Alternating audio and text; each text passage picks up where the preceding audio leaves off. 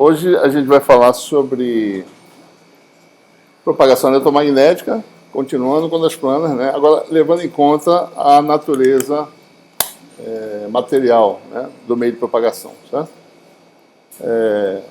O que nós sabemos? Né? A matéria é constituída de átomos, né, moléculas, íons, e um átomo ou molécula é o quê? Distribuição de carga, né? Tá? Você tem sempre, né, um átomo ou molécula, você tem uma nuvem eletrônica, certo? E núcleos positivos, né? Elétrons em torno de núcleos positivos, certo? E se você aplica um campo, essa distribuição fica variando. Se você aplica uma força elétrica nos elétrons e nos núcleos positivos, essas coisas começam a se mexer, começam a oscilar, certo? Então é isso que a gente quer saber, né? Quando você entra no meio material, você tem átomos e moléculas, o campo elétrico interage com esses átomos e moléculas, eles começam a oscilar sob a ação do campo elétrico. Tem o campo magnético também, né? Mas vamos falar do campo elétrico originalmente, depois a gente generaliza um pouco mais. Né? E o que a gente quer saber é que, aplicando-se um campo do material, qual é a resposta do material. Né? De forma bem simples, se a gente representar um átomo, né, como tendo um núcleo positivo, certo? E um elétron, né, em torno desse núcleo, uma posição qualquer, certo? E se você aplica um campo elétrico, né, então isso aqui começa a oscilar. Certo? Pode oscilar em outras direções, mas essencialmente ele vai ficar oscilando em resposta ao campo aplicado. Né? E o que a gente quer saber é qual é a coordenada do elétron, né, e do núcleo também, certo? Mas no modelo mais simples, vamos só olhar para o elétron, que ele é mais leve, né? O núcleo é mais pesado, vamos olhar para como é que o elétron responde, digamos assim, ao campo aplicado. Se ele fizer para o elétron, ele faz para qualquer tipo de carga, certo? Né? Então a gente tem mais ou menos esse modelo aqui. Ó. Núcleo, tá certo? Elétron, né, e um campo aplicado. E vamos admitir que o campo oscila numa frequência bem definida. É um campo que harmônico. Tá? Porque se eu souber numa frequência, eu sei, variando a frequência, como é que o material vai responder, né? Mais ou menos. Mas observe aqui, o que nós temos aqui? Carga negativa, carga positiva. Isso é o quê? Um dipolo elétrico, certo? Então, se isso aqui tivesse uma separação efetiva, você já tem um momento de dipolo qualquer. Se o campo é aplicado, esse momento de dipolo varia, certo? É essa variação que a gente quer determinar. Vamos admitir que não exista dipolo ainda nesse material, certo? Nesse átomo, né? E você aplica um campo, e num determinado instante de tempo a coordenada seja x, né, do elétron, né? Vamos colocar a referência aqui no centro do núcleo. Eu quero aplicar um campo, vamos ver como é que o elétron responde ao campo aplicado. Então, no fundo, o que a gente está fazendo aqui a gente está modelando o sistema como um oscilador harmônico, né?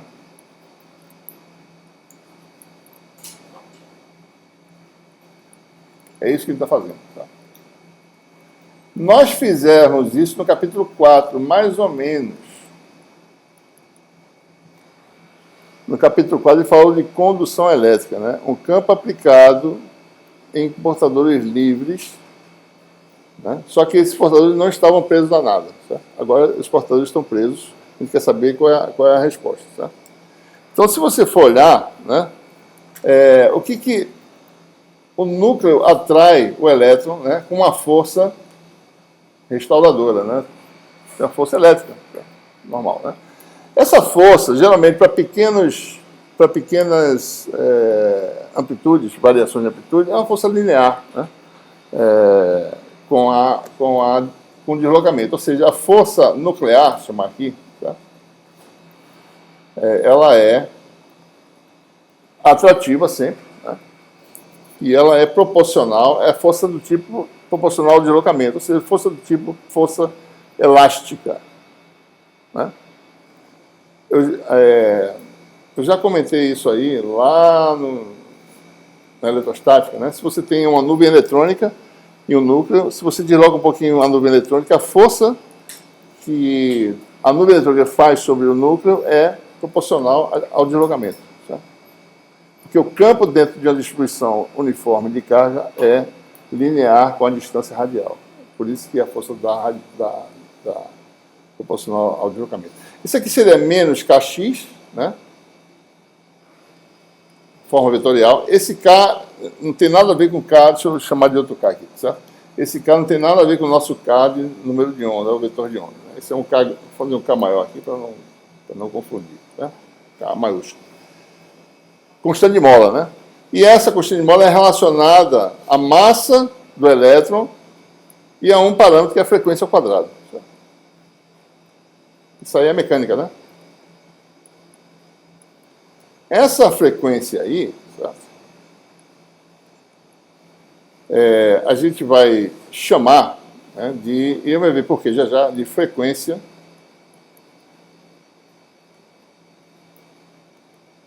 no fundo é a chamada frequência de ressonância.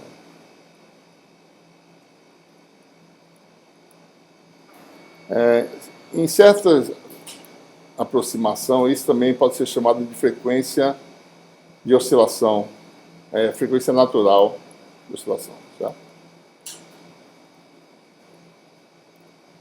Mas ela não é a frequência natural de oscilação. A frequência natural é um pouquinho diferente dessa frequência, vai ver já já. Certo? Ela é a frequência de ressonância e também vai ver por que chama frequência de ressonância. Certo? Ressonância, você sabe o que é, né?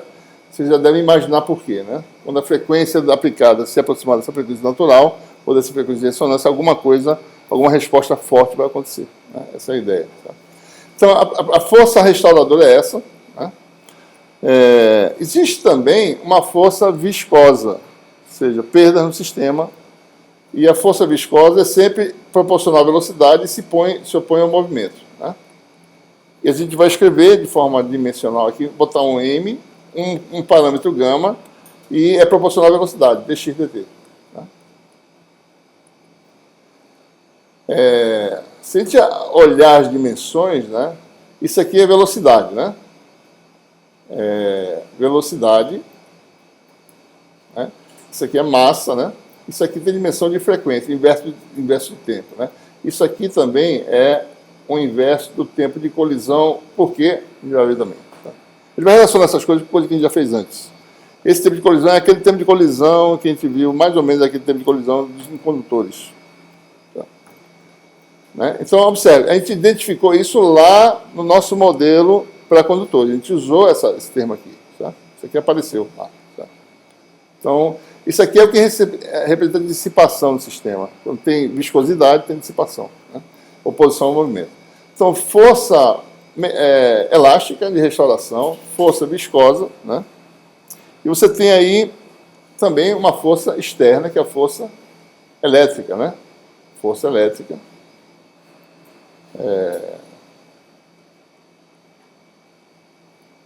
Que é a carga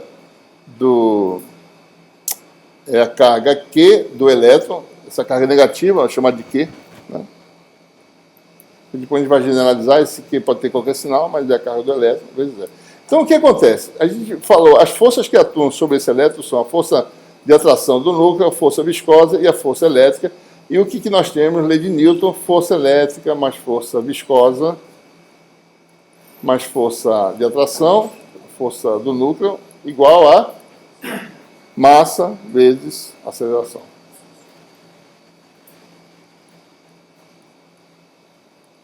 E nós temos a equação de movimento, a equação que governa o deslocamento do elétron. Certo? É isso que a gente quer saber. Aplicou-se um campo elétrico que está aqui, ó, qual é a resposta do sistema? Certo?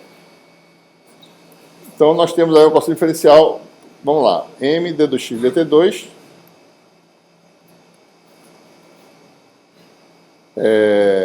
mais a força viscosa, que é...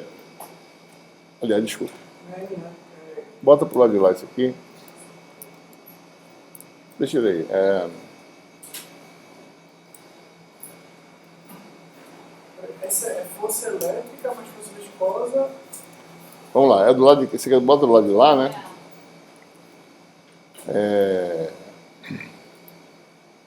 A força nuclear... Bom, vamos fazer assim. Menos m ômega 0 ao quadrado x. Força viscosa, menos m gama dx dt. Mais QE, né? É igual a isso aí, certo? Então, isso dá uma equação diferencial. Que vai dar o quê? M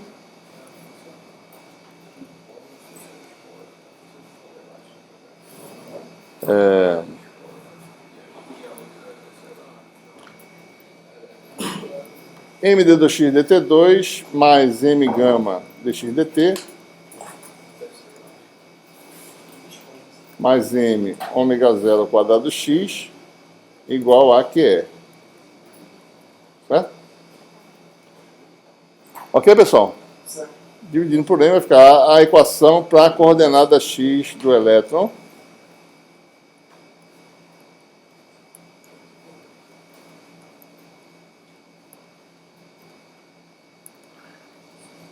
E aparece que é sobre M aqui, né?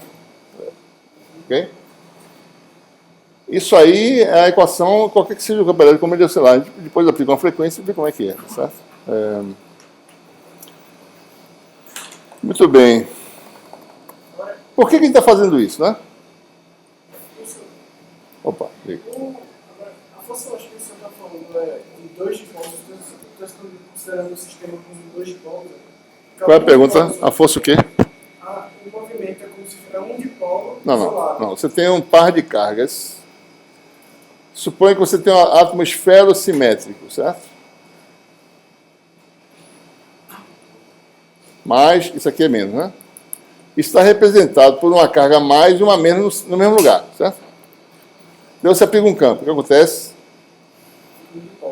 Daí você tem separação, certo? Separação de carga. Então é isso que eu estou falando. Qual é a coordenada do elétron em relação ao núcleo? Tá? Então, essa coordenada é governada por essa equação diferencial. Certo? Tem força de atração, tem força viscosa, porque tem colisões com outras coisas, é fenomenológico, né? Tem outras coisas acontecendo que a gente representa por esse evento de colisão aí, viscosidade. E tem força elástica, força viscosa, força elétrica e massa de aceleração. Tá?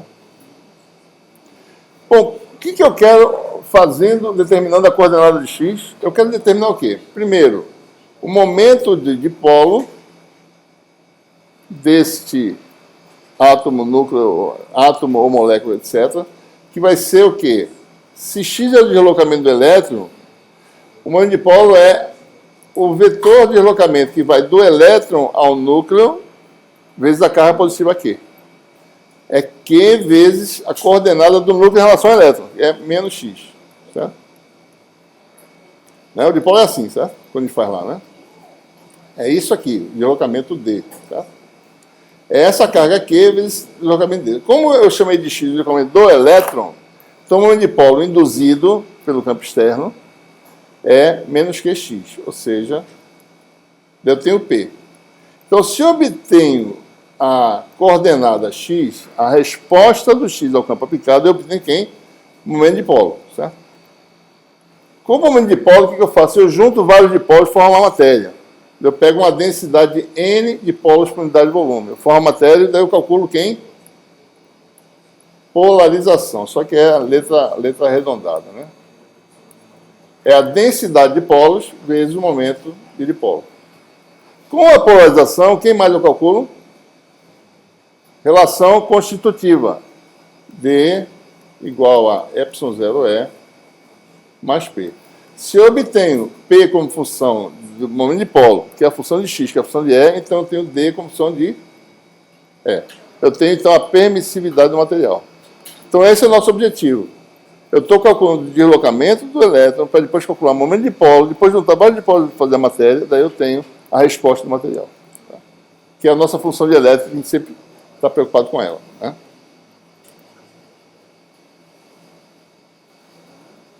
Então, olhando novamente aqui, certo? Vamos botar aqui a equação para não reescrevê-la, tá aqui.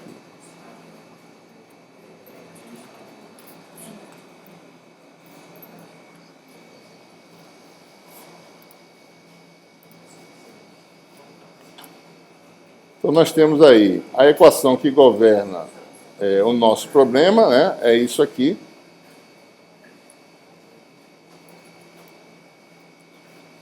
Esta. E observe que se você tem x, tem 3 coordenadas. X a x, mais y a y, mais z a z. Tá? X é um vetor de 3 coordenadas. O campo elétrico, vamos admitir que ele está numa direção fixa, chamada de EAX. Certo? Então, nós temos aqui 3 equações vetoriais. Na direção x, eu tenho d2x dt2, d2x dx dt e x. E aqui aparece o campo na direção x, que é E. Na direção y vai aparecer d2y dt2 mais gama dy dt mais ômega 0 ao quadrado y igual a 0, porque não tem componente y. Na direção z também 0. Então você tem 3 equações diferenciais, certo? Na direção x é essa aqui, né? Vou tentar não apertar o botãozinho aqui.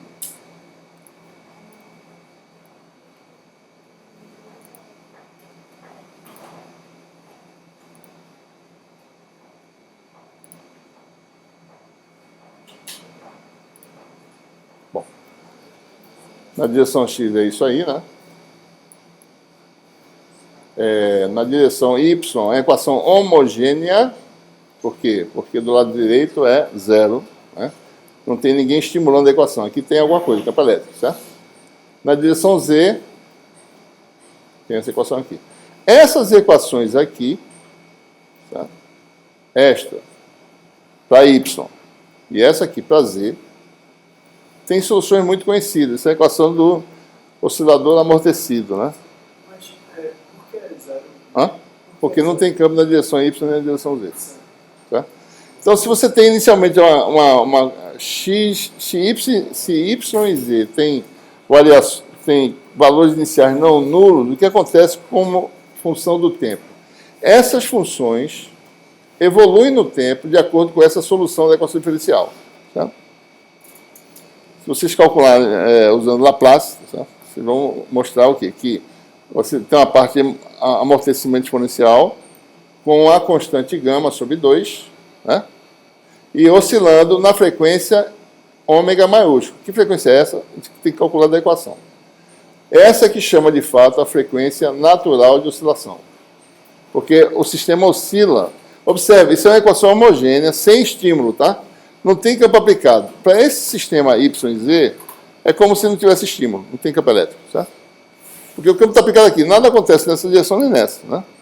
Então, se ele estiver solto inicialmente com Y diferente de 0 e Z diferente de 0, o sistema vai relaxar, mas vai oscilar naturalmente numa frequência natural de oscilação, que é a frequência ômega maiúsculo, que é essa aqui, a frequência natural de oscilação. Por que esse nome? Porque naturalmente oscila, né? De oscilação, certo? Então, ela é diferente da frequência de ressonância, porque tem essa pequena diferença aqui. Se a frequência de ressonância for muito grande em relação ao gama, então isso aqui, desprezível, certo? Ômega é mais ou menos igual à frequência de ressonância, mas não é verdade em geral. Em geral, para sistemas com pequena viscosidade, gama é muito pequena, essa condição é verdadeira, certo? Pequenas perdas. Viscosidade, você sempre tem que pensar em perdas, tá? Okay? Ou seja, então o que acontece? Então, revendo, né? Para as coordenadas y e z, se elas são não nulas inicialmente, elas vão relaxar. Depois de algum tempo, isso aqui vai fazer o quê? Isso aqui vai fazer isso, certo? Vai relaxar. E a coordenada fica na posição de equilíbrio, y igual a 0, z igual a 0. Só quem não relaxa para 0 mesmo é a coordenada x, é aquela que está sendo estimulada pelo campo. Ômega é definido por quê? Ômega qual? Ômega 0. Frequência é uma frequência associada à atração do núcleo com o elétron, a frequência natural. Associada à constante de Mola, certo? E ela é K igual a M ômega 0 ao quadrado. Tá? O que ela é, a gente vai ver. Certo. E gama... Gama é um parâmetro que a gente chamou, que é o coeficiente de atrito viscoso, digamos assim, né? Certo. Que é uma frequência de colisão, tem dimensão de frequência, e que é o inverso do tempo de colisão. Certo? Certo. Muito bem, vamos agora admitir que o campo é harmônico, então vamos admitir que o campo elétrico, né, é dado por isso aqui, ou seja, Mais uma vez, a gente sempre quer saber, numa frequência, a resposta do sistema. Então, é dado pela parte disso na direção x. Daí, o que a gente faz? A coordenada x, né? Isso aqui é a coordenada x do vetor posição, tá? Esse x é o x minúsculo, tá certo?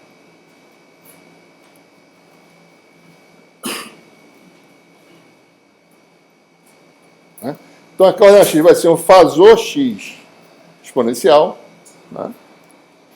E lembre-se, quando a gente faz essa no regime permanente, o que acontece é o seguinte, a coordenada x, né, se ela for zero originalmente, inicialmente, o que vai acontecer no sistema desse tipo, estimulado por um campo que oscila na frequência ômega? Ela vai fazer um transitório, certo? E depois vai entrar na frequência do campo. Certo? Se a gente resolver esse problema, a gente mostra isso. A gente resolve exatamente, mostra que a solução para a coordenada é uma mistura de... A gente vai ver isso lá no capítulo 12, na realidade, com mais detalhes. Certo?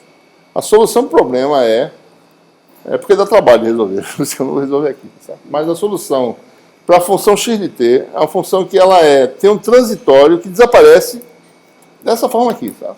O transitório desaparece exatamente... exponencialmente como esta função aqui. E esse transitório, quem domina nele é a frequência natural ômega maiúsculo. Depois de passado algum tempo, isso aqui desaparece, né? essa componente desaparece, e fica uma componente que oscila na frequência de quem? Do campo aplicado. Qualquer sistema, se você aplica um campo harmônico, depois de muito tempo, ele tem a sua frequência natural. Depois de muito tempo, ele vai oscilar igual ao campo, na mesma frequência. Sabe? Se você impor alguém no balanço, ele vai oscilar na frente que você impor. Então, a solução homogênea para YZ é a mesma solução homogênea para X, só que depois... Mas X não tem homogênea porque ele tem um estímulo. Certo? Tem a homogênea exatamente, mais a particular. Então tem a homogênea que é parecida com essa, que desaparece com o tempo. Então observe, você quando começa o processo... Diga.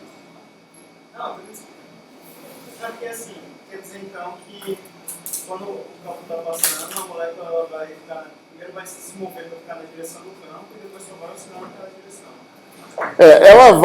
Ela vai... Perturbar isso. Vamos supor que seja só unidimensional para não ficar falando em três direções, numa direção só. Observe o seguinte, que vai ter um tempo em que vai conviver alguma coisa nessa frequência, mais um outro tempo que é a solução particular. Então o sistema vai ter duas frequências, a natural e a do campo aplicado. Só que essa parte que oscila com a frequência natural desaparece depois de algum tempo, certo? Daí fica só a componente do campo aplicado. Ou seja, a solução da equação diferencial é a solução homogênea e mais a particular. A homogênea desaparece depois de algum tempo. E a particular permanece. Agora, durante o transitório, você tem uma combinação de duas frequências. Isso é que é interessante. Esse transitório tem características muito interessantes. Que a gente vai ver com calma no capítulo 12. Essa característica de mistura, o que acontece e tal, a gente vai ver. Certo? Como é que é esse transitório. Para ter esse transitório aí em Y e Z, mesmo não tendo campo aplicado nas direções Y e Z, significa que teve algum estudo que foi dado a eles e depois foi tirado, né? Na direção de eu só estou dizendo, ó, se a posição não estivesse na posição de equilíbrio, ela voltaria para o equilíbrio. É isso que a gente está dizendo. Tá? É claro que o elétron não está lá parado, certo? É muito mais complexo. Né? Mas a gente está falando, se modelasse assim, se estiver fora do equilíbrio, volta para o equilíbrio, sempre. Então, como se não está sendo estimulado, ele nunca sai do equilíbrio. Tá? Nunca tem. Ele só está mostrando que ele sempre volta para o equilíbrio. Mas a direção X não, ela vai acompanhar o campo, ela vai atrás do campo. Certo? Então, é isso que é importante. Bom, muito bem. Por que é importante? Bom, então, passou o transitório, o sistema está no regime, o quê? Permanente. Tá? E no regime permanente, a coordenada x, né, ela vai oscilar na frequência ômega. E quando a gente faz essa mudança fasorial, a equação diferencial fica simples, né? Cadê ela? Está aqui embaixo, né? Derivada do tempo vira o quê? J ômega. É o que a gente fez na equação de Maxwell, né? Quando toda vez que tiver derivada do tempo, sai entre o fasor J ômega. J ômega ao quadrado, J ômega gama, etc. Então você tem agora uma relação entre fasores. Menos ômega 2, fasor X, é um retro, né? Mais J ômega gama X, mais ômega zero ao quadrado x igual a Q sobre E sobre M E. Né? Então você tem aí todo mundo de x, ou seja, x é igual a quem? 1 sobre, né? Ou seja, Q sobre M vezes uma função de ômega. 1 sobre ômega zero ao quadrado menos ômega ao quadrado mais J ômega gama. Ou seja, x é proporcional ao campo elétrico. No regime permanente, a amplitude da função oscilatória x de t, que é isso aqui, é proporcional ao campo elétrico. E tem uma função da frequência. Ou seja, depende da frequência em relação a ômega zero, né, em relação a algumas coisas aqui. Tá? Isso é aplicado, né? E com isso eu vou determinar agora quem é o momento de polo. P na direção x, né? É menos que x. Tá? Né?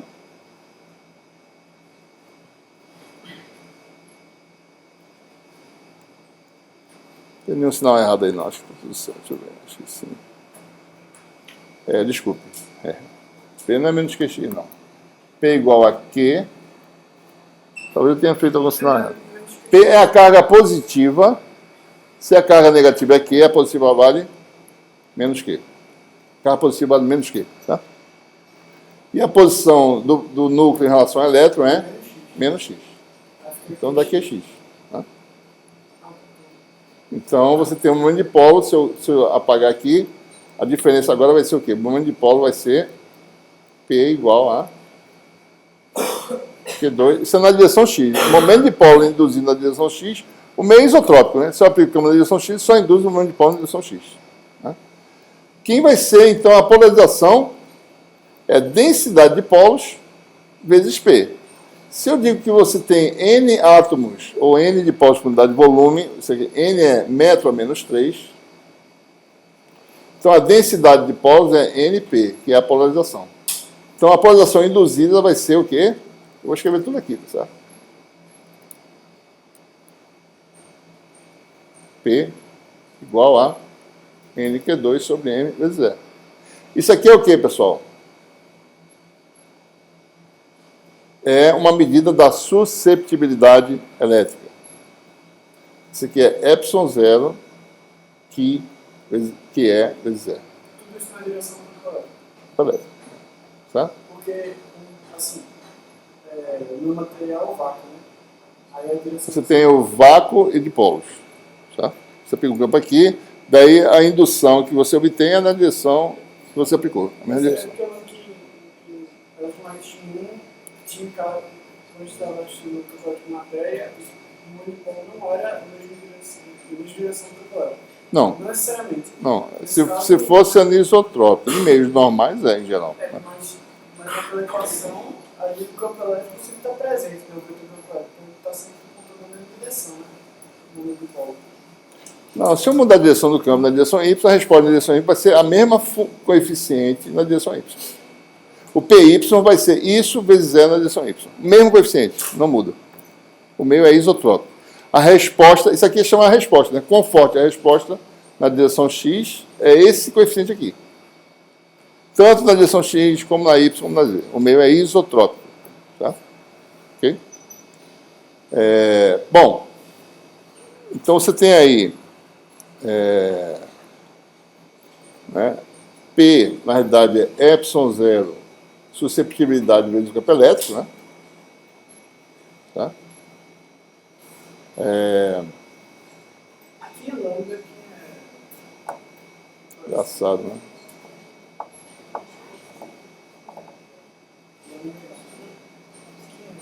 Está faltando alguma coisa aqui.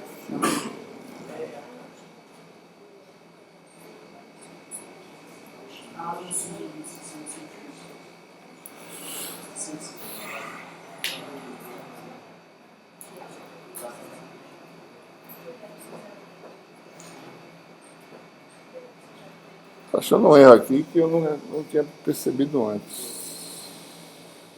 Ah, não, tá certo. Tá bom. Então, observe, pessoal. Então, está tudo certo aqui, né? Isso aqui é epsilon zero vezes que é, certo? Isso aí são coisas que a gente falou lá no capítulo de 2, né? Certo? A polarização é proporcional ao campo elétrico, né? Esse aqui é para a dimensionalidade, a permissividade do vácuo, e aqui é o número adimensional, que é, certo? Então, isso aqui é isso, né? Então, observe, né?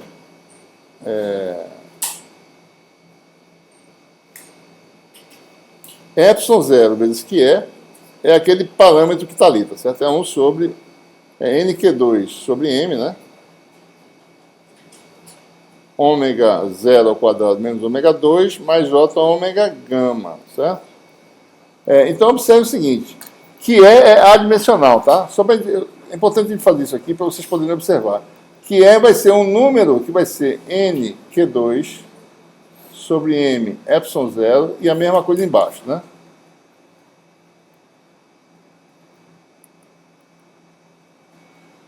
Se isso é adimensional, é porque isso aqui tem dimensão de frequência ao quadrado, né?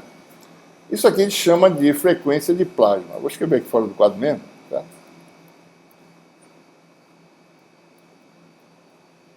Isso tem um significado importante, mas que não vamos falar muito agora, certo? Deixa eu...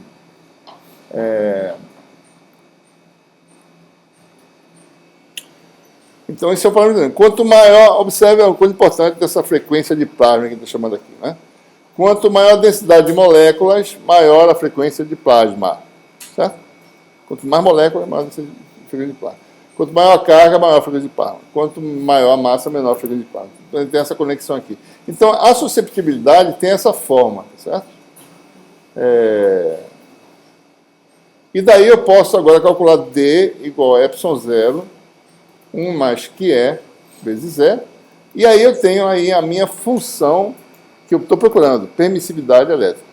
Porque com a permissividade, daí eu vou de volta para as equações de Maxwell, eu posso modificar e tirar o vácuo e botar a permissividade no material. Porque eu preciso dessa informação, certo? Então vamos, ou seja, em resumo, né, você obtém aí essa função permissividade que tem essa característica importante aí, certo? A permissividade relativa, né, que tinha assim, epsilon, né, é igual a epsilon 0, 1 mais QE, né? 1 mais QE, que é isso aqui que eu acabei de mostrar, a função de frequência, certo? E aí você tem a permissividade relativa, que é um parâmetro importante, certo? E é com isso que a gente tem que... aí tem as definições dos parâmetros que aparecem. Bom, ômega 0, a gente vai ver já melhor, né? Esse aqui tem um parâmetro que diz quão forte é o efeito, quanto pequeno, né? Depende da densidade, etc. Tem uma frequência natural, a frequência de ressonância, não é natural, de ressonância, e tem um parâmetro que dá a informação de perdas. Se esse parâmetro não existisse, se ele fosse zero, essa parte imaginária aqui não existia. Essa é uma característica importante. Só tem parte imaginária aqui, certo? Porque tem gama. Se gama for zero, isso aqui sai. Então, o gama faz uma coisa nova aqui. O gama produz um efeito que é tornar a permissividade de um material complexa. Todo material que tem perdas, que é o que ele está identificando colisão né, um meio viscoso como tendo perdas, é um material cuja permissividade é complexa. Se o material não tem perdas, permissividade é real. Então, a função permissividade tem algumas propriedades importantes. Primeiro, algumas propriedades que a gente tem que... essa primeira que a gente acabou de falar. A permissividade, em geral, é uma função complexa. O que quer dizer ser complexo? Quer dizer que, se eu aplicar E igual a cosseno de ômega t, o D não vai ser cosseno de ômega t. Ele vai estar defasado. Vai ser cosseno de ômega t mais a fase. Certo? Isso quer dizer ser complexo. Se o meio não tivesse perdas, então o D era uma réplica do E. Mas quando o meio tem perdas, D sobre E, funções do tempo, tá? Não é uma constante. É uma função do tempo. D não é uma réplica de E. está deslocado de E, certo? Isso acontece porque o meio tem perda. Senão, o D seria uma réplica, então se eu dividisse cosseno por cosseno, daria um número constante. Isso tem uma implicação do meio ser capacitivo? Não, ainda não. Não estamos falando disso não, certo? Estamos falando de matéria agora, né? E aqui, essencialmente, é capacitivo, porque a gente está falando de constante de elétrica, né? Então, a gente está falando de permissividade elétrica, então a gente está falando de coisas capacitivas. Mas tem uma coisa magnética também. A gente está falando da elétrica só. Mas onde é que essa perda de campo elétrico fica armazenada? Assim, Não, a perda, não, ela perda vai aquecimento e foi-se embora, não volta mais. Tá? Aqueceu, já era. Não tem mais volta. É irreversível. Né? Todo processo de aquecimento é irreversível. Então, olha, observe. Né? Primeira propriedade é essa. Segunda propriedade é uma que a gente chama de condição de ressonância. Então, você está falando de absorção de energia eletromagnética. A gente vai ver isso aí. A gente vai ver isso aí. A gente está falando de perdas. Quem está perdendo é quem está existindo lá. Quem está perdendo é o campo eletromagnético. Tá? Bom, a segunda propriedade, condição de ressonância. Né? O que acontece quando a frequência é igual à frequência de ressonância? Se a gente olhar aqui para a nossa função, né? Epsilon relativo.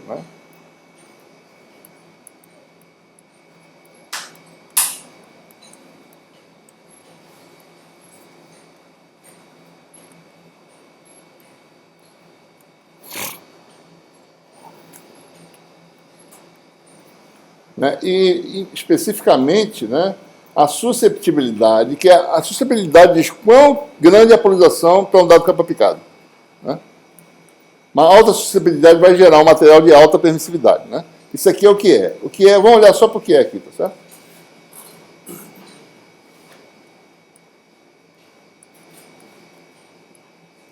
Né? O que acontece quando ômega igual a ômega zero? Vai dar menos J ômega T ao quadrado sobre ômega gama. Essa é uma das coisas, né? Primeiro, o denominador, a magnitude dele é mínima, quer dizer que a susceptibilidade é em magnitude máxima, tá? O módulo da magnitude é máxima. Ou seja, a resposta, ou seja, a polarização induzida é máxima, quando eu chego na ressonância. Quando eu saio da ressonância, não, mas quando eu estou na ressonância, aqui adquire em magnitude o maior valor possível. Certo? Mas a perda é total. Hã? Mas a perda é total. Não, não é total. Não estou falando isso. Eu não falei isso. Hã? Eu não falei que a perda é total. Eu disse que a resposta é máxima. Né? Se a perda é grande ou não, depende de quão grande é esse negócio aqui. Tá? Ou quão pequeno, né? Esse aqui. Tá bom? Mas observe, primeira coisa, né? Na condição de ressonância, a susceptibilidade é puramente imaginária. Quer dizer o quê? Se o campo é cosseno, a polarização é quem? Seno. Π sobre 2. Tá? Se o campo é cosseno, a polarização é seno. Além da resposta ser máxima, né? A gente tem essa propriedade. A função, a resposta fica a 90 graus defasando em relação ao campo aplicado. Tá? Mais outra propriedade, né? Se você estiver longe da condição de ressonância, o que é a condição de ressonância? Ômega igual a ômega zero. Se você tem, em geral, né, pequenas perdas, a frequência de ressonância é muito grande em relação ao parâmetro de perdas, que é gama, e a frequência aplicada também muito maior que a frequência de colisão, certo? Então, se isso aqui está longe da condição de ressonância, isso aqui é diferente de zero e muito maior que isso, né? Isso aqui é muito maior que isso, certo? Então, esse termo domina. O que acontece? Susceptibilidade fica... A gente pode apagar aqui, né? Eu não gosto. Isso aqui sai, fica o número real, certo? Só tem um detalhe, né? Se a frequência é menor que a frequência de ressonância, isso aqui é negativo. Tá? Se ômega é maior, aí desculpa. Se ômega é menor que ômega zero, esse é um número positivo. Certo? Então, ômega muito menor que ômega zero que é maior que zero, tá certo? E observe também o seguinte, né? Se esse número aqui é muito grande, tá certo? Isso aqui pode ser pequeno, depende, certo? Depende desse ômega P aí, né? Mas é maior que zero. Se ômega é muito maior que ômega zero, que é negativo. Tá? Então você tem defasamento zero abaixo da ressonância, longe, defasamento igual a π sobre 2 e defasamento igual a π quando você passar a condição de ressonância. Bastante, certo? Então, outra coisa, a resposta, essa magnitude também, né? Essa função é uma função, certo? É a função que varia com o inverso do quadrado da frequência, digamos assim. Olhem só para o ômega aqui, tá certo? Então, se o ômega é grande, né? Certo? Isso aqui é pequeno, esse número é pequeno como um todo. Se o ômega é pequeno com ômega zero grande, esse número também é pequeno, certo? Esse parâmetro só vai ter resposta significativa na condição de ressonância. Então, se vocês olharem, né? Se eu começar a mexer aqui, certo? Observe o seguinte, eu já estou na frequência. Deixa eu. Aqui tem um campo aplicado, tá certo? Deixa eu ver se a gente pode ver isso bem, né?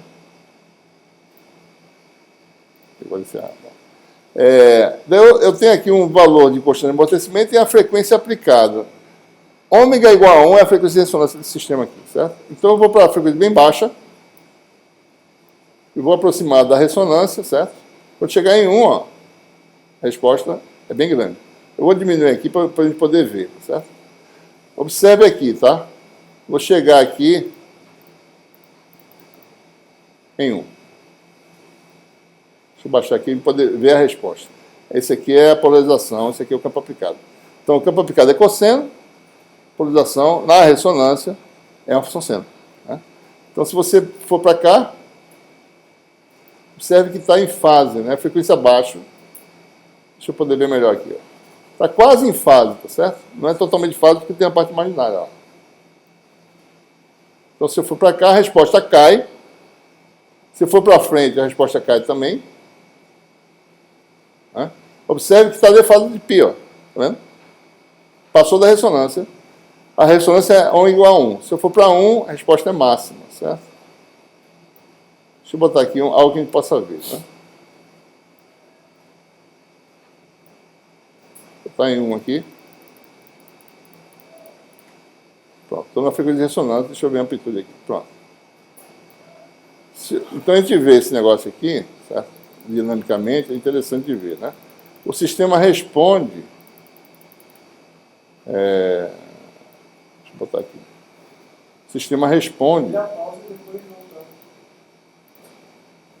Peraí, bota aqui. O sistema responde forte na ressonância. Quando chegar na frequência de ressonância, ele vai responder, né?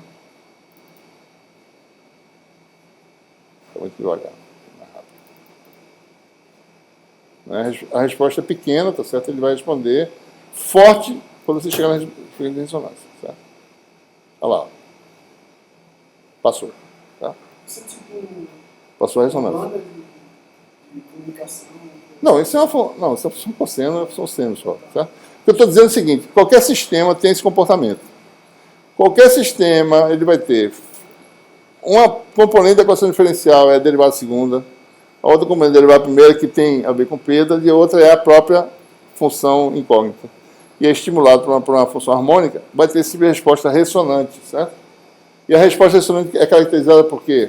Quando você está na ressonância, deixa eu parar aqui, a resposta é forte e o defasamento entre a resposta original e o estímulo é de π sobre 2. Se você imaginar você empurrando alguém no balanço, né? Tá? Você está empurrando a pessoa no balanço, né? Daí tem a frequência natural de oscilação lá. Daí você está nessa frequência, né? Qual é o mais eficiente? Você empurrar quando ele estiver descendo aqui, você dá um apoio, ou você esperar chegar lá em cima e fazer? Não, acho que é mais fácil você esperar. Quando ele estiver em velocidade, você só faz isso aqui. Tá?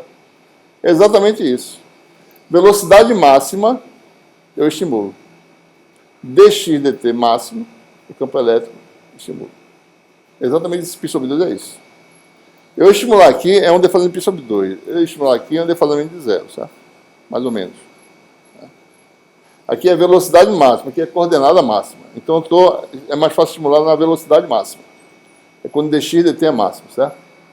Ok? Então é por isso que a gente tem esse π sobre 2 aqui. Qualquer sistema de ressonância tem essa propriedade, né?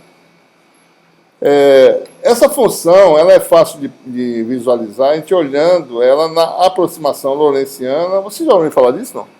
Aproximação lorentziana. Vocês vão ver talvez alguma coisa disso em PECOM, né? Se vocês olharem para a função susceptibilidade, está aqui, né? Em geral, certo? A frequência de ressonância, para o sistema de pequenas perdas, essa aproximação é válida. O sistema de pequenas perdas, ou seja, a frequência de ressonância é muito grande em relação à gama, e a frequência aplicada também, certo? Por exemplo, né, a gente está frequências exóticas, né? Esse gama é uma coisa que é frequência de rádio, certo? A frequência é muito diferente, né? Você tem essa diferença. Quando isso acontece, eu posso aproximar essa função, fazer essa aproximação que chama de aproximação lorentziana, né? Vou fazer aqui rapidamente.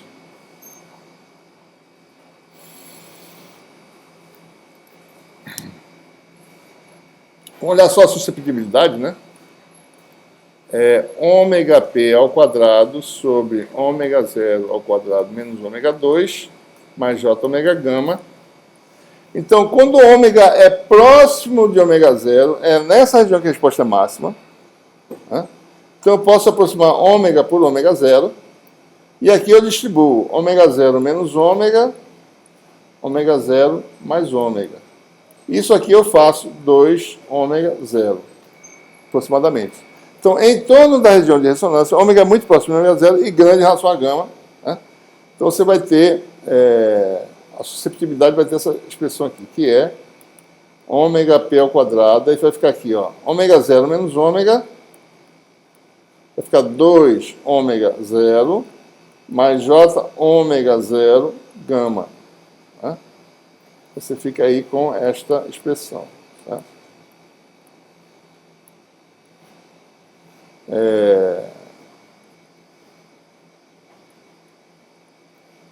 Tem essa razão aqui, só. Você fica com ômega 0 menos ômega mais j gama, né? E aí é fácil calcular a parte real imaginária, ficam funções simples, né?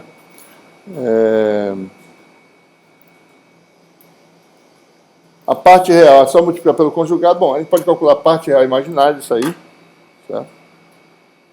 Deixa eu ver se tem aqui. Não tem não, né?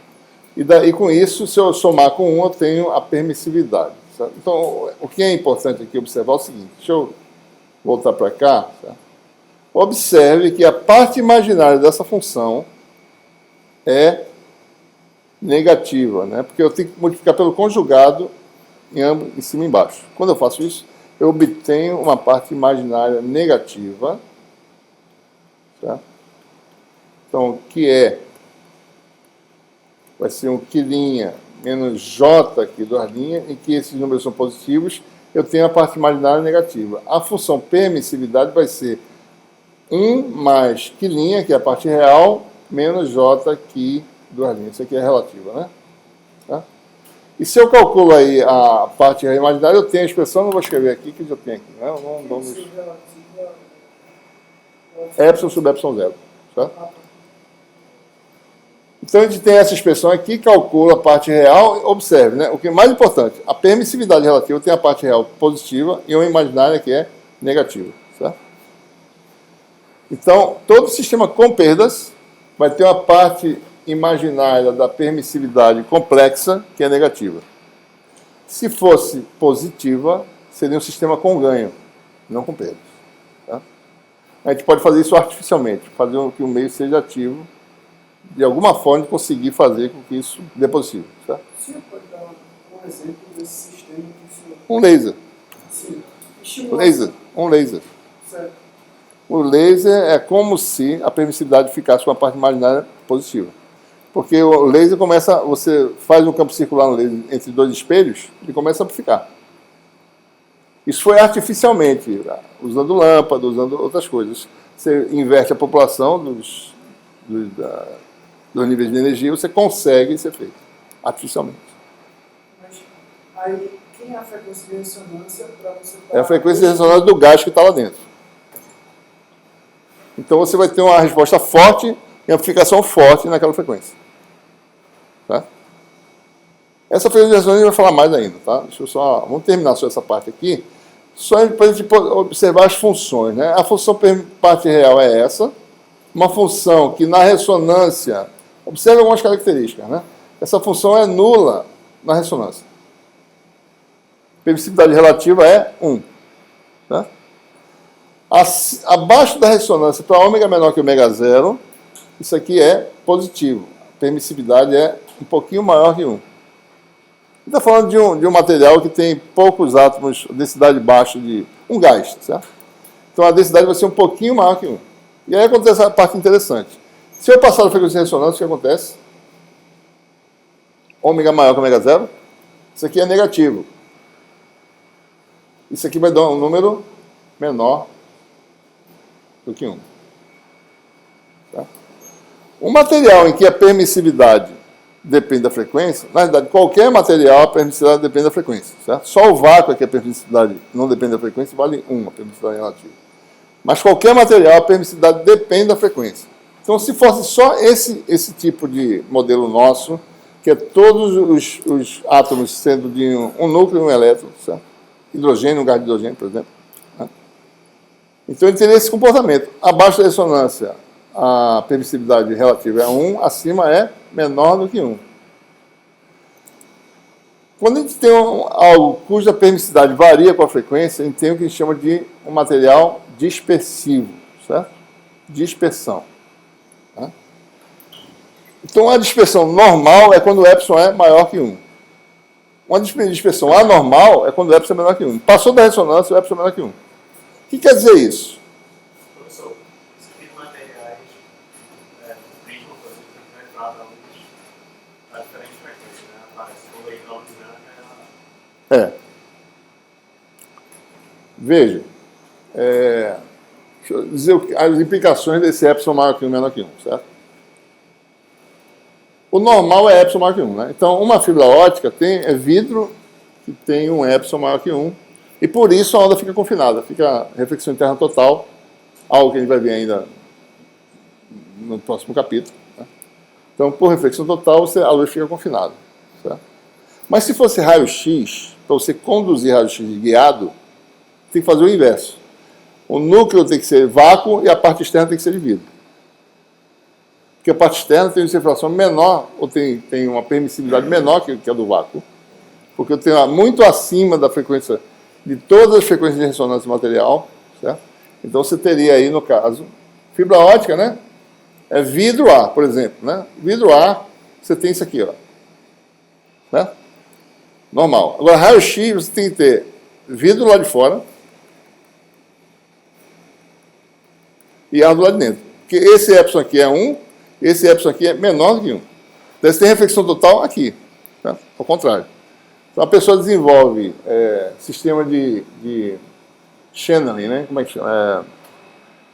Guiamento de raio-x desse jeito. Mas por quê? Raio-x é... Porque a frequência de raio-x é altíssima. É acima da frequência de ressonância do material. De todos os materiais. Tá? Então, a frequência é tão alta que você passou todas as ressonâncias. Estou falando de uma só, né? Tem várias. Tá? Passou toda a ressonância, senão você ficou com um epsilon menor que 1. No caso de... material. Você está falando de epsilon real. Relativo. Certo?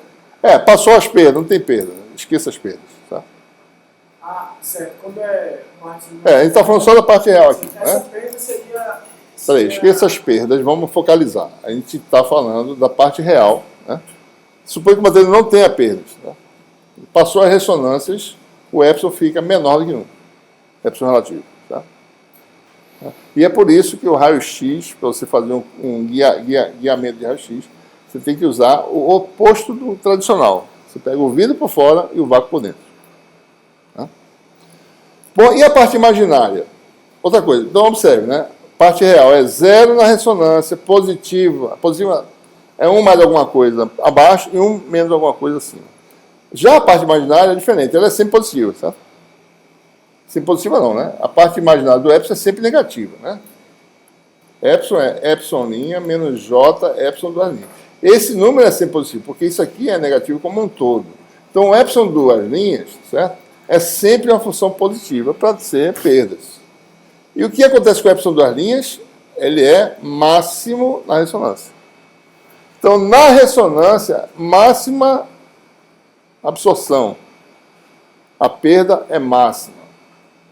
O material absorve mais na ressonância. Certo?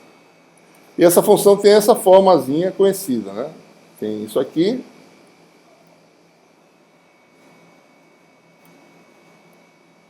Para não apertar o botão. Essa função aqui, ela tem um pico, tá certo? Em ômega 0. Se você esqueça isso aqui, olhe só para essa função, né? Se você desviar ômega em cada lado de gama sobre 2, você tem a metade da resposta, cai a metade. Então, essa largura aqui é gama. Quanto menos perda, mais acentuada é essa curva aqui. Tá? Menor perda, ela estreita. Muita perda, ela larga. Tá? Então, se a gente olhar para essas funções, ela tem esse comportamento aí, aqui do gráfico, né?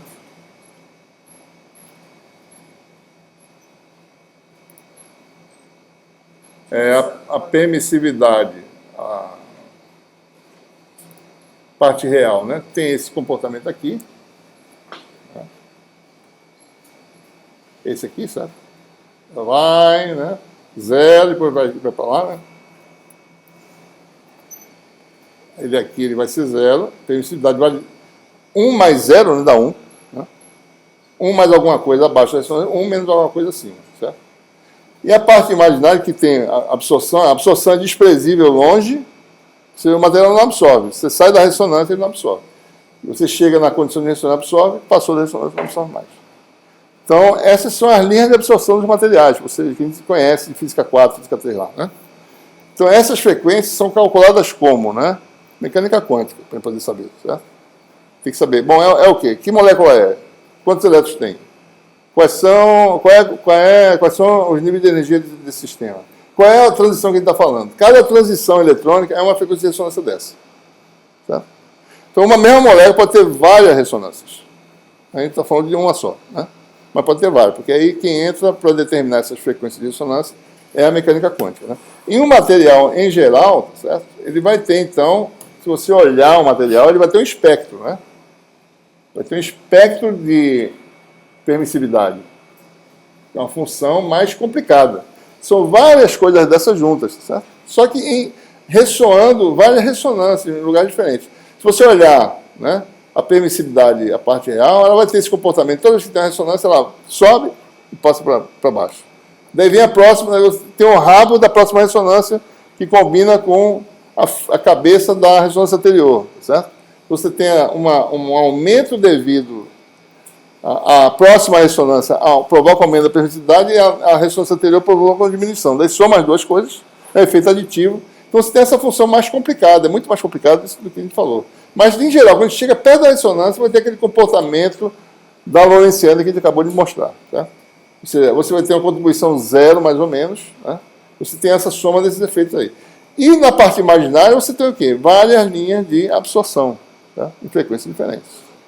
Isso aí tem a ver com níveis energéticos? Aqui eu posso ter vários níveis bem próximos, certo? Posso ter várias ressonâncias.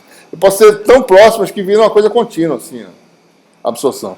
Então, a gente tem bandas de absorção, às vezes, de gases no infravermelho, que são várias ressonâncias, vários tipos de ressonância.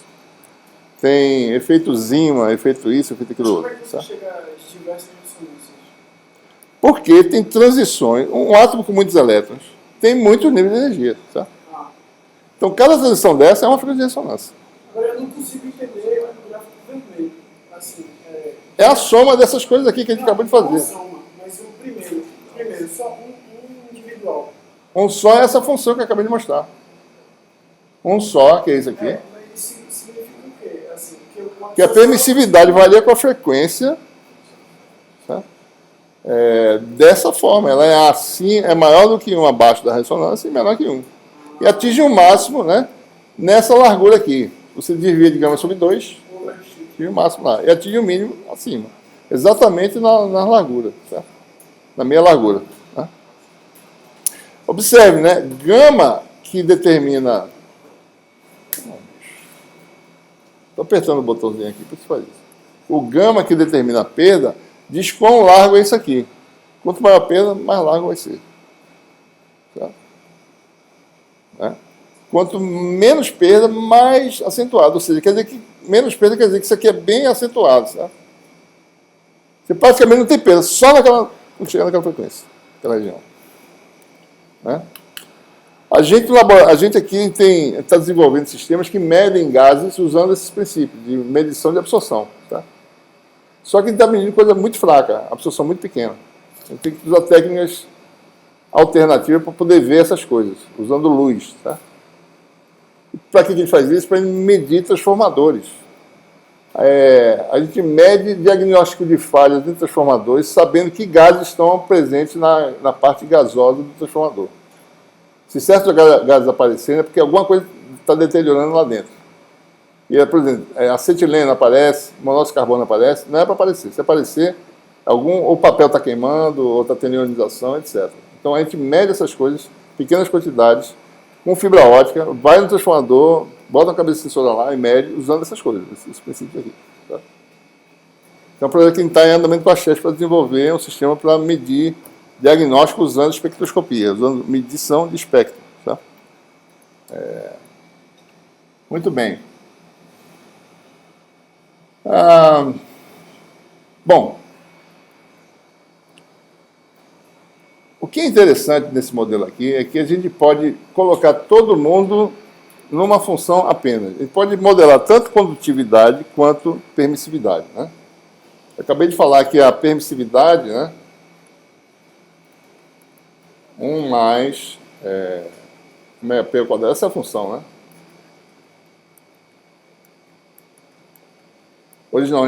Originalmente a função é essa aqui, sem aproximação nenhuma. Né? O que acontece se eu quero modelar um material condutor? Qual é a diferença do condutor para o dielétrico? A diferença é que os elétrons estão livres, certo? Não tem força de atração. Não existe força restauradora, certo? Ou seja, ômega zero igual a zero. Um condutor é como se fosse um dielétrico cuja ressonância está em ômega zero igual a zero.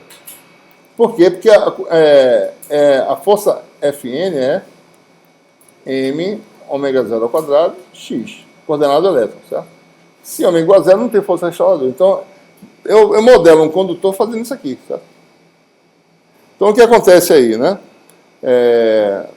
Eu teria essa função, permissividade de um condutor seria 1 mais, aqui aparece um J, né? 1 menos J, ômega P ao quadrado, sobre J, ômega gama, né? Oi?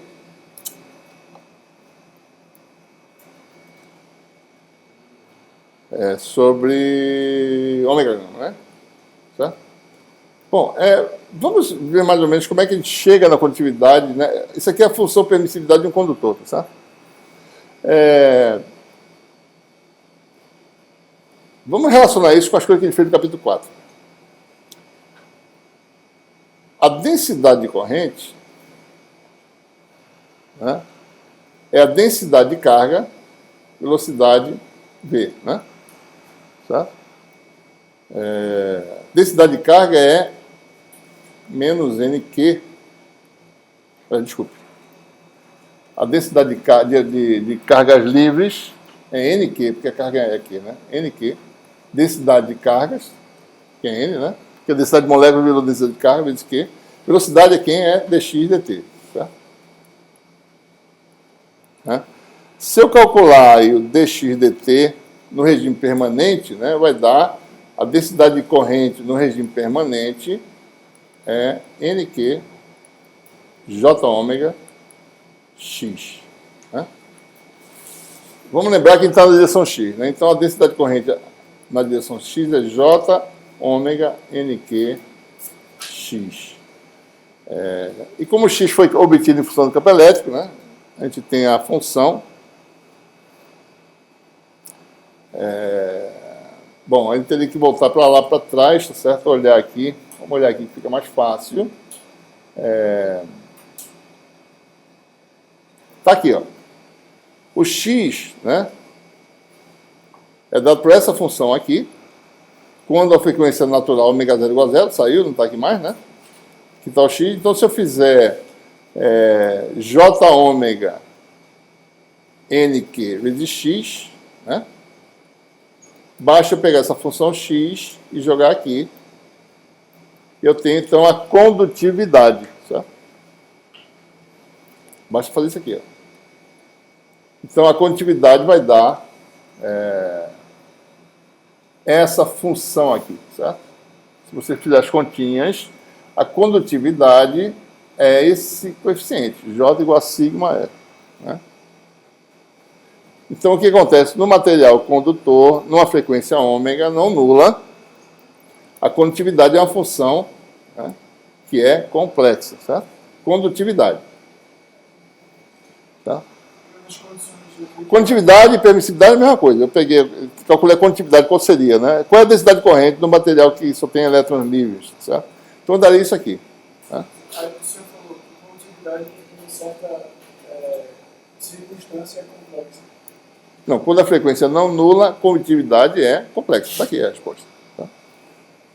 E no regime DC, em ômega igual a zero, o que acontece? Faz ômega igual a zero, o que vai acontecer? Tem a condutividade no regime DC. Quanto é que dá? NQ2 sobre gama M. Gama é o inverso do tempo de colisão que a gente falou lá em então dá essa formulazinha aqui que a gente derivou lá no capítulo 4. Mesma coisa, tá?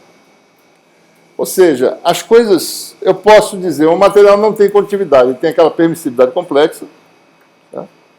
Com ω0 igual a zero, ou eu faço condutividade e essa condutividade complexa aqui. Tanto faz. Só uma curiosidade, a partir dessa raça que a gente descobre que não é o inverso do tempo de colisão, é aí que a gente fez. É mais ou menos isso, Lá a gente interpretou o tempo de colisão porque, né, o tempo que leva mais ou menos é esse. Mas lá a gente interpretou também que o inverso do tempo é a frequência de atrito viscoso, aquela frequência de colisão que tem a ver com o coeficiente de atrito viscoso lá, M gama, né? Então é a mesma coisa, sabe? Ou seja, a condutividade de corrente do material ou de onda vai depender da frequência de ressonância. Não tem frequência de ressonância no material condutor. A frequência de ressonância é zero, certo? Depende da frequência de acordo com essa função aqui. Tá? E no DC dá aquela fórmula que a gente usou lá.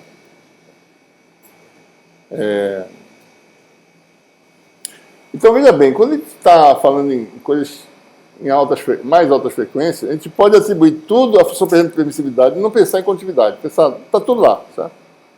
Pega todas as frequências, inclusive a frequência de ressonância igual a zero é a parte condutora. O resto é parte de permissividade. Pode fazer assim. Né? Certo? Bom, então observe, se a gente fizer as coisas aqui, a gente pode dizer que o material condutor, eu acabei de falar isso, né? Ele tem uma permissividade dada por isso aqui, né? E isso aqui, só lembrando, né? É 1 menos J. Esse aqui tem uma fórmula para isso. É NQ2 sobre M epsilon zero, certo?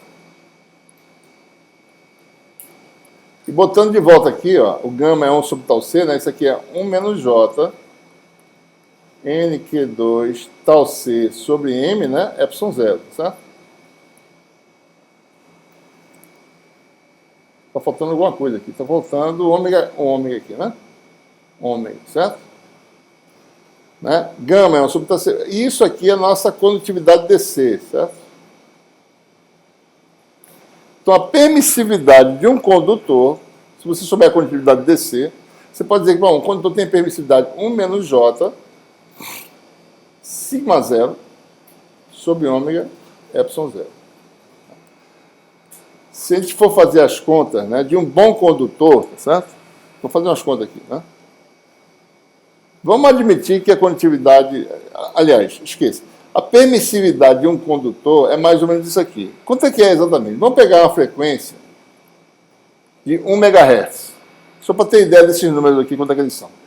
10 a sexta, 2π vezes, né? 2π vezes 10 a sexta Hz. Que a frequência é 2πf, certo? Epsilon 0 é 1 sobre 36π, né? Vezes 10 menos 9, não é isso? 4 epsilon 0 é vezes 10 peraí.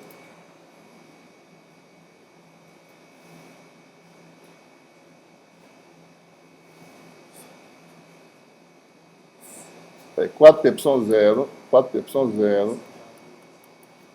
é 1 sobre 9 vezes 10 a 9. Peraí.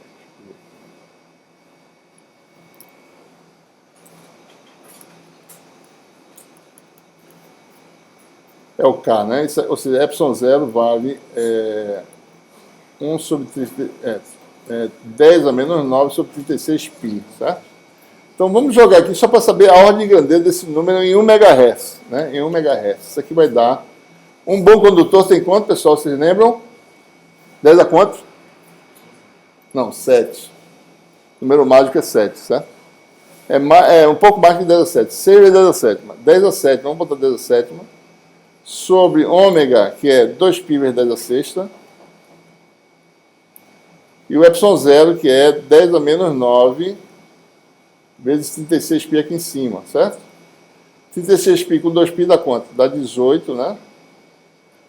10 a 7 com 10 a 6 dá 10 a 1, com 10 a 9 dá 10 a décimo, certo? Em 1 MHz, isso aqui é da ordem de 10 a décimo, é muito maior do que isso. Então, eu posso expressar 1. Então, a permissividade de um condutor, né, menos J, a condutividade de DC, eu vou botar um 0 aqui para dizer que é DC, né? Sobre ômega, epsilon 0. Certo? É puramente imaginária. Um condutor é como se tivesse uma permissividade puramente imaginária. Se você souber a condutividade de um condutor, a frequência e o epsilon 0, você sabe a permissividade do material. Desprezo 1 lá, que é pequeno, em relação a esse número aqui é muito grande. Certo? Isso é mega, né? Se eu fosse para quilo, certo? Eu diminuo aqui 1000 vezes, né? Eu aumento... ainda pior, né? Quando o ômega é igual a 0, dá infinito aqui, tá certo? Permissividade, né? Ômega igual a 0, dá infinito. Então a condutividade aumenta ainda mais. Se você for para frequências óticas, que é 10 a 15, certo? Isso aqui passa para 9 vezes maior, daí você começa a ter números que são da ordem de 20. Se botar um 10 a 9 vezes maior, vai dar 18 vezes, dá 180 mais ou menos, certo? A permissividade relativa já começa a ficar pequena, né? A frequência fica muito grande, certo? Ok? Muito bem. Bom, observe o seguinte, então o que é a característica principal da propagação em meios lineares? Né? Em meios lineares. O fato é que a permissividade, ela tem uma parte real e uma parte imaginária, que é sempre negativa. Se você for fazer análise para permeabilidade, a mesma coisa você vai obter. Permeabilidade vai ter uma parte real e uma parte imaginária que é negativa. Vai ter ressonância do mesmo jeito, assim por diante. Perdas magnéticas. Né? E tem um também. Não, o 1 está aqui dentro. É 1 mais alguma coisa, isso aqui. Né? Mas o importante observar é, toda vez que tem perdas, tem parte imaginária, que é sempre negativa das duas quantidades aqui.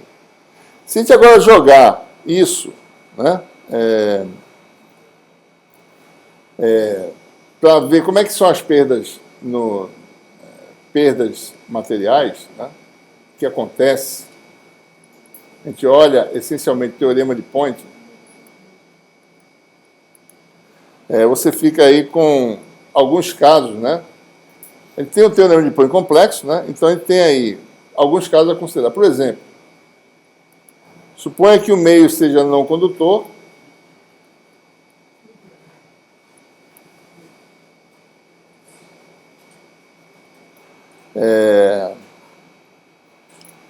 epsilon e mi sejam reais. Ou seja, longe da ressonância. Longe da ressonância, longe de qualquer ressonância, certo? Então você só tem parte real dessas quantidades, né? Certo? Então, se a gente for olhar, né, para os termos que aparecem no teorema de Poynting lá,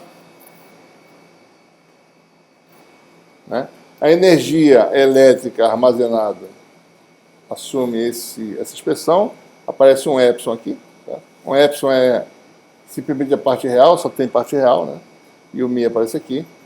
E o meio não vai ter perdas. Não aparece perda. Não tem condutividade, não tem perdas de elétrico, não tem perda magnética. Então, se você calcular a parte real do vetor de Poynting, o fluxo para dentro de um volume fechado dá zero.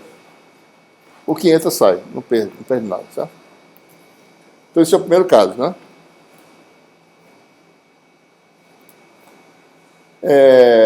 Segundo caso, se o meio satisfaz a lei de Ohm, né, com esses parâmetros reais, ou seja, esqueça aquela parte imaginária da condutividade. Assuma que ela seja real, mesmo na frequência não nula.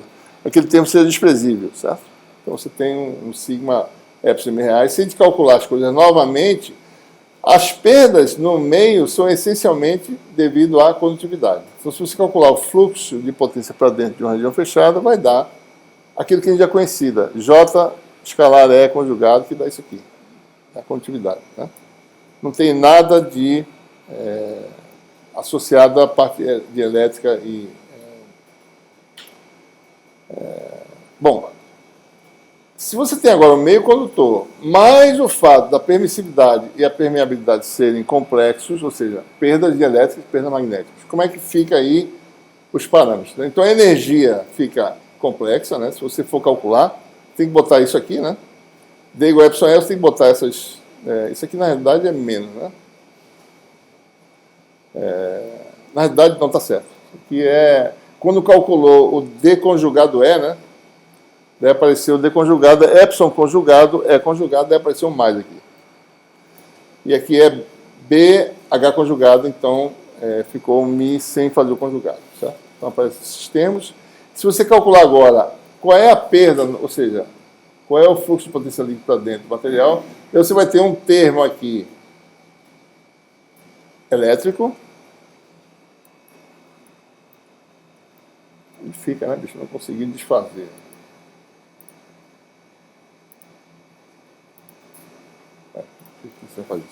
Então aparece aqui, ó, a parte imaginária é um efeito aditivo, né? É como se efetivamente a condutividade fosse um valor um pouquinho maior, né, devido à parte imaginária, certo?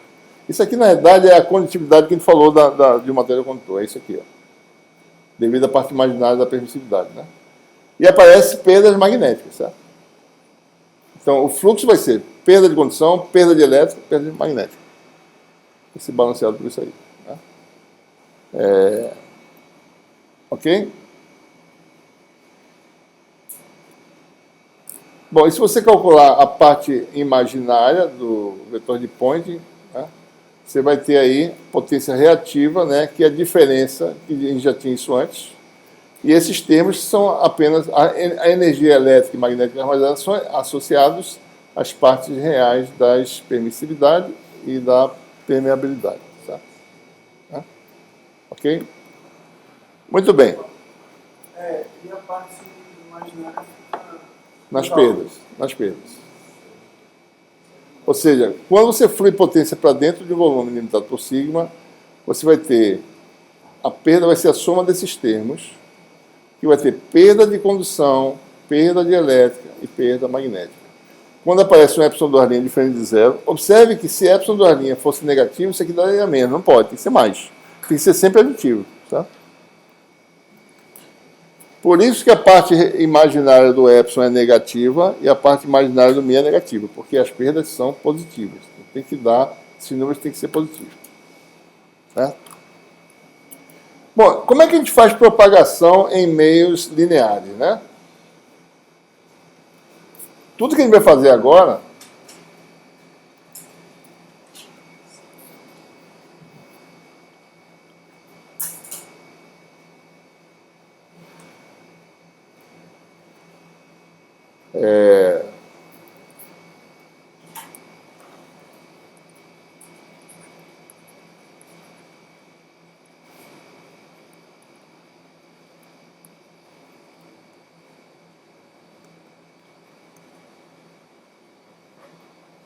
Tudo que a gente fez agora, todas as equações que a gente fez vão servir para a gente fazer propagações lineares, desde que a gente substitua epsilon zero por epsilon, tá? E m0 por μ. Tá? Sendo ele complexo ou não, você não se importa, certo? Epsilon e μ aparecem lá. Então você tem aqui, rotacional de E menos J ômega μ H, divergente de D igual a zero, mais D igual a epsilon E, divergente de E igual a zero. Rotacional de H, se você tiver no vácuo, né? No vácuo não, no meio material, né? Em que você não tem densidade de carga, então você representa tudo aqui na permissividade. Observe que epsilon contém também informações de condutividade, se for necessário. Tá? Então, ou eu faço condutividade na função sigma, e a permissividade não leva em consideração isso, ou eu pego tudo e boto no epsilon. Posso fazer isso. Divergente de H igual a zero, isso aí leva novamente à equação de Helmholtz, cuja solução é aquela onda plana. Certo? Diga. Aonde?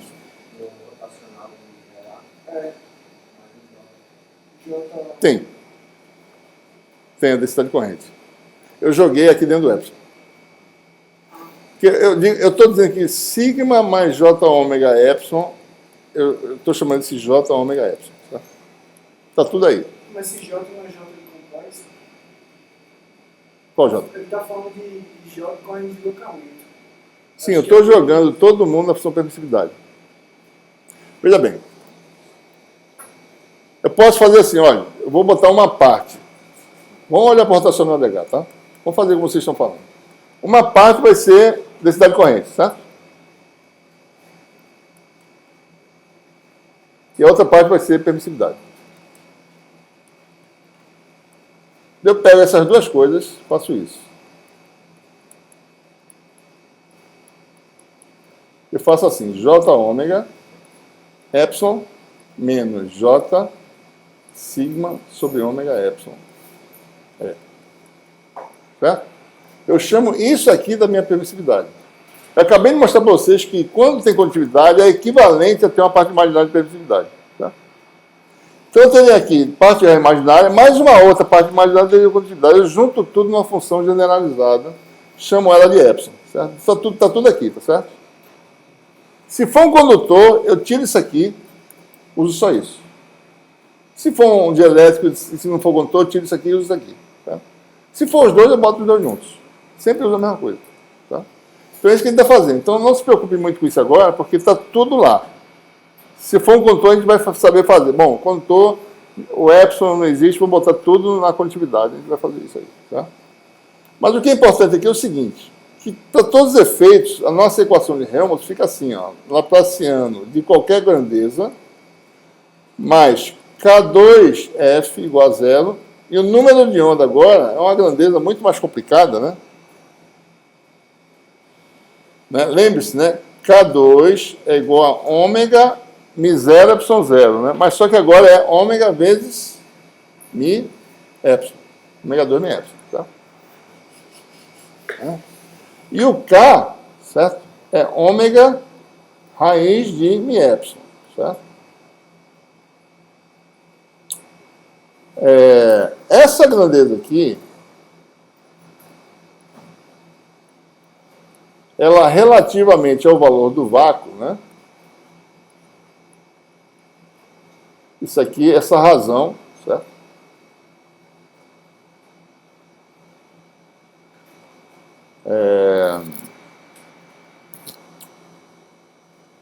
A gente vai chamar do índice de refração do meio. Certo? Por que eu estou botando essa barra aqui? Na realidade,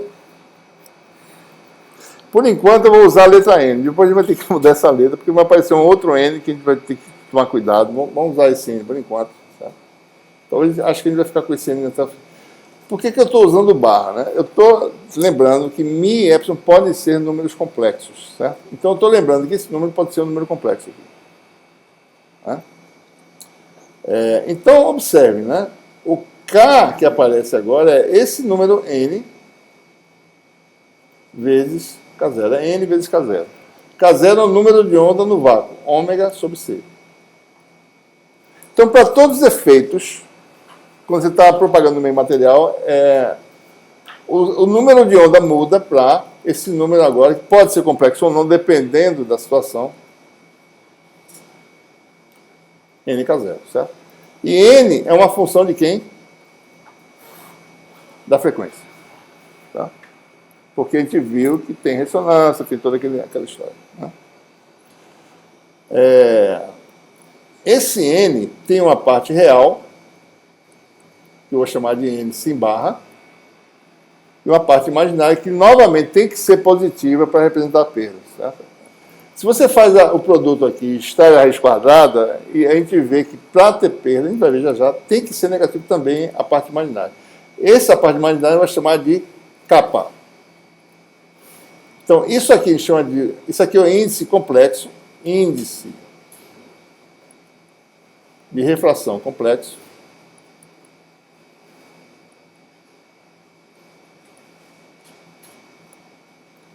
Isso aqui é o índice de refração apenas. Isso aqui chama-se o coeficiente de extinção. Quem é que vai ser extinto? Né? O campo elétrico. Né? Se propagar no material que tem um coeficiente de extinção, você extingue um pouquinho o campo elétrico, ele vai extinguindo. Certo? Ele vai desaparecendo porque tem perda, né? A amplitude do campo deve diminuir, né? Não pode se manter fixa. Tá? Então, para todos os efeitos, você tem aí, no meio material, tudo é realizado, ou seja, você pega μ0, bota μ no lugar, ε0, bota ε no lugar, e as expressões que nós temos para a onda plana, a forma canônica, são obtidas fazendo isso e fazendo o K igual a N K0. Tá?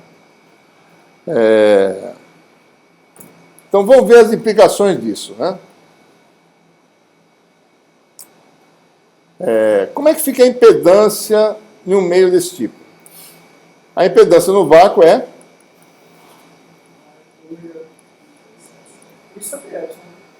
μ0 sobre epsilon, no vácuo.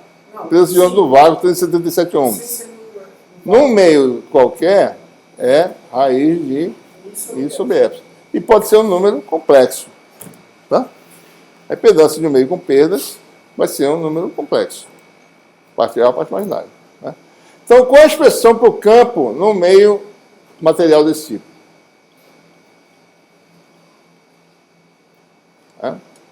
O vetor de onda passa a ser N K0 U. Né? O campo elétrico vai ser E0 exponencial de menos J N K0 U escalar X. Você pode chamar isso aqui de K se quiser. Certo? Quem é o campo magnético? Forma canônica. 1 sobre Z. Né? O vetorial é 0. Tem que ver direitinho se é isso mesmo, deixa eu ver. Vetorial é 0 conjugado. Exponencial de menos J. Oi? Conjugado? Deixa eu ver. Não, tá certo. Né? Tá exatamente isso. 1 sobre Z dá certinho, é isso aqui, certo?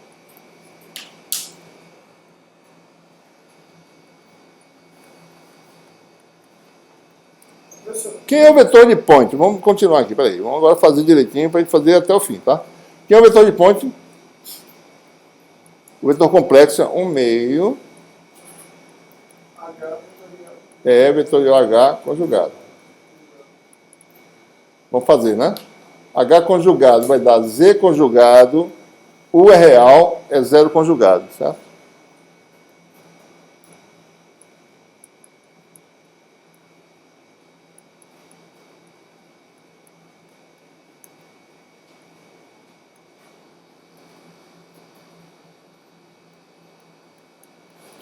Vetorial com H conjugado. Vamos lá. A1 sobre Z conjugado. Né? O vetorial é 0 conjugado. Continua a propriedade, tá? U é ortogonal a E, tá? U é um vetor real. Então vai ser ortogonal a E. Exponencial do complexo conjugado disso vai dar exponencial de J N conjugado. Aí a gente tem que tomar muito cuidado, certo? K0 U escalar X. Certo? Então, S vai dar 1 sobre 2 Z conjugado. Eita. Daí você tem A vetorial B vai ACB e esse vetor é ortogonal a U. Então vai dar só um termo, vai dar módulo de A0 ao quadrado. Deve ter exponencial de menos J N menos N conjugado K0 U X. Certo? Deve ter a parte imaginária, né? Então, o vetor complexo, a parte real representa a densidade de potência ativa, né? Parte imaginária, densidade de potência reativa. Tá? Aqui importa é a ativa, ela que vai realmente representar dissipação, né? No caso, o fluxo de potência de verdade.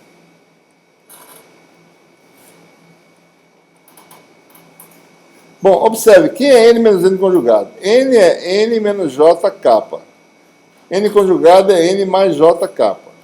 N menos N conjugado cancela, vai dar menos duas vezes, né? Certo? Menos J com menos J dá menos, certo?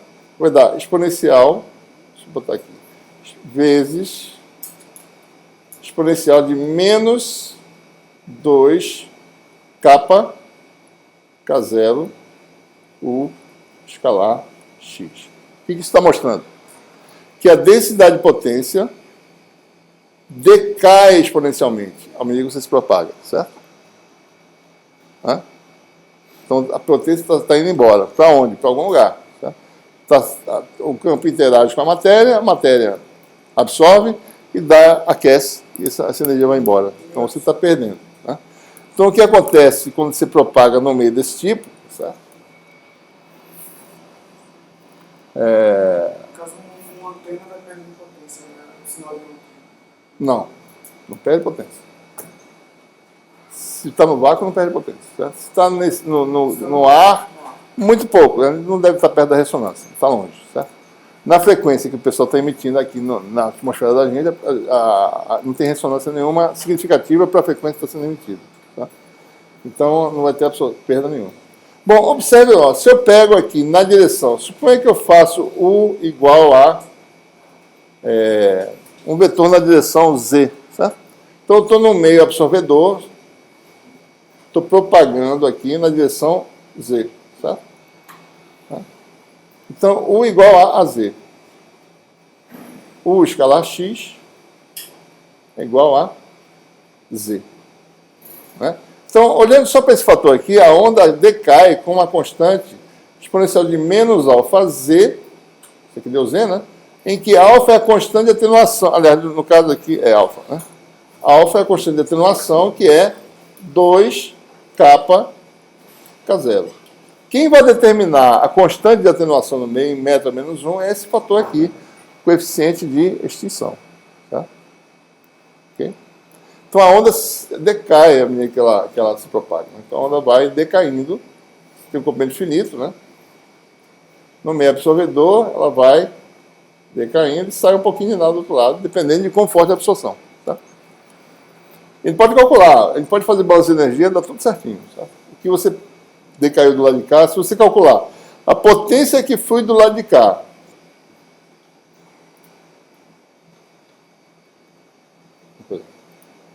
a potência que flui aqui, potência total, e a potência que flui aqui, a energia que entra menos a que sai vai ser a potência absorvida aqui dentro.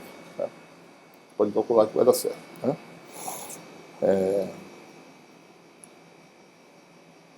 Muito bem. Ok?